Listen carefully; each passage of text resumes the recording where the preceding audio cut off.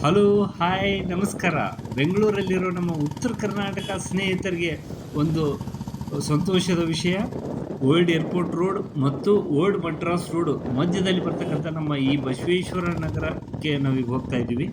ಬಸವಾನಗರ ಇಲ್ಲಿ ಸರೌಂಡಿಂಗ್ ಬರ್ತಕ್ಕಂಥ Marathahalli, H L quarters ಇರ್ಬೋದು, Kagdaspura, G M Palya, Indiranagar, C V Raman Nagar, ಇಲ್ಲಿ ಇರ್ತಕ್ಕಂಥ ನಮ್ಮ ಉತ್ತರ ಕರ್ನಾಟಕ ಸ್ನೇಹಿತರಿಗೆ ಒಂದು ಸಿಹಿ ಸುದ್ದಿ.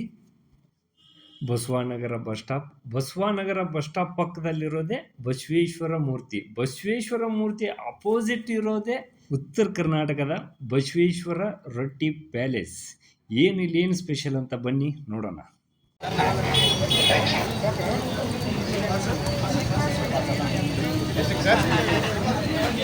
ಸರ್ ನಮಸ್ಕಾರ.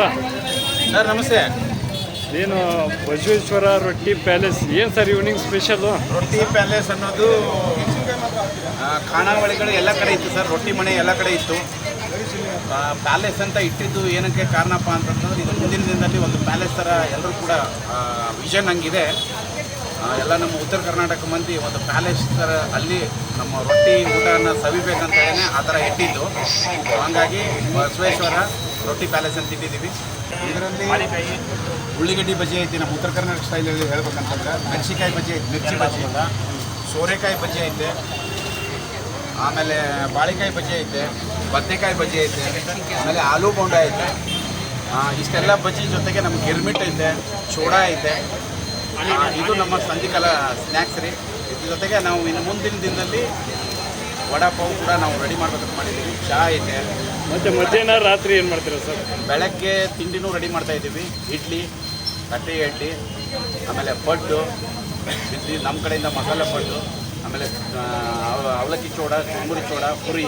ಇದು ಮುಂಜಾನೆ ಬ್ರೇಕ್ಫಾಸ್ಟ್ ಇರ್ತೈತಿ. ಮಧ್ಯಾಹ್ನಕ್ಕೆ ರೊಟ್ಟಿ ಊಟ, ಚಪಾತಿ ಊಟ, ಅಕ್ಕಿ ರೊಟ್ಟಿ, ರಾಗಿ ರೊಟ್ಟಿ, ಆಮೇಲೆ ಮೆಂತ್ಯ ರೊಟ್ಟಿ, ಮಸಾಲೆ ರೊಟ್ಟಿ ಊಟ ಇರುತ್ತೆ. ಹೋಳ್ಗಿಗಳು ಎಲ್ಲ ಇರ್ತವೆ.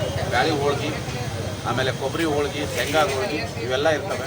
ಸಂಜೆ ಮುಂದೆ ಕೂಡ ಅದೇ ಥರ ಮೆನ್ಯೂ ಇರುತ್ತೆ. ಪಲ್ಯಗಳು ಡಿಫ್ರೆಂಟ್ ಆಗಿರುತ್ತೆ. ಒಂದು ಕಾಳು ಪಲ್ಯ ಇರುತ್ತೆ, ಒಂದು ತರಕಾರಿ ಪಲ್ಯ ಇರ್ತೈತೆ. ಡಿಫ್ರೆಂಟಾಗಿ ಆ ಟೇಸ್ಟ್ನ ಬಂದು ಸವಿಬೇಕಷ್ಟೆ. ಓಕೆ, ಒಂದು ಪ್ಯಾಷನ್ನಿಂದ ನಾವು ಶುರು ಮಾಡಿದ್ವಿ. ಇವರು ನಮ್ಮ ಸ್ನೇಹಿತರು ಎಲ್ಲ ಕೂಡ ಬಾವಿ ಅಂತ. ಸ್ನೇಹಿತರೆ ಕೇಳಿದ್ರಲ್ಲ, ನಾನಂತೂ ಸಾಯಂಕಾಲ ಹೋದೆ. ಕ್ಲೈಮೇಟ್ ಮಾತ್ರ ತುಂಬ ಕೋಲ್ಡ್ ಆಗಿತ್ತು. ಬಿಸಿ ಬಿಸಿ ಮಿರ್ಚಿ, ಕಟ್ ಮಿರ್ಚಿ, ಆಲೂ ಬೋಂಡ, ಬದ್ನಿಕಾಯಿ, ಹೀರೆಕಾಯಿ ಸಖತ್ತಾಗಿತ್ತು. ಮತ್ತು ರಾತ್ರಿ ಊಟ ಕೂಡ ಮಾಡಿದೆ. ಬಿಸಿ ರೊಟ್ಟಿ, ಎಣ್ಗಾಯಿ ಪಲ್ಯ, ಕಾಳು ಪಲ್ಯ, ಹೋಳ್ಗೆ. ಟೇಸ್ಟ್ ಮಾತ್ರ ಸೂಪರಾಗಿತ್ತು. ಸ್ನೇಹಿತರೆ ಇನ್ನೂ ಯಾಕೆ ತಡ, ಒಂದು ಸಲ ಎಲ್ಲರೂ ಬಸವೇಶ್ವರ ರೊಟ್ಟಿ ಪ್ಯಾಲೇಸ್ಗೆ ವಿಸಿಟ್ ಮಾಡಿ ನಮ್ಮ ಉತ್ತರ ಕರ್ನಾಟಕದ ಫುಡ್ಡನ್ನು ಸವಿರಿ ಅಂತ ಹೇಳ್ತಾ, ಇಲ್ಲಿವರೆಗೂ ವಿಡಿಯೋ ನೋಡಿದಂಥ ಎಲ್ಲ ನನ್ನ ಸ್ನೇಹಿತರಿಗೂ ಈ ನಿಮ್ಮ ಸಂಗಮೇಶ್ ಮಾಡುವ ಹೃದಯಪೂರ್ವಕ ಧನ್ಯವಾದಗಳು. Thank you.